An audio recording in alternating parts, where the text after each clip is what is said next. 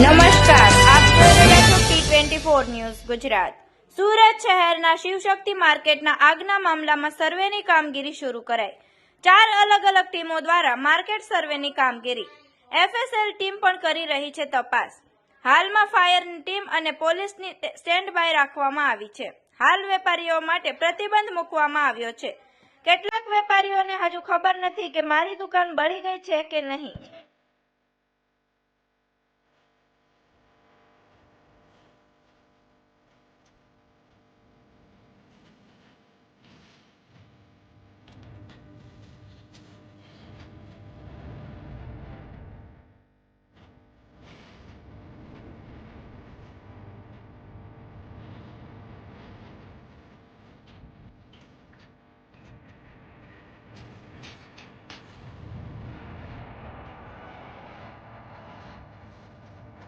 આવા અવનવા સમાચાર જોવા માટે જોતા રહો T24 ન્યૂઝ ગુજરાત।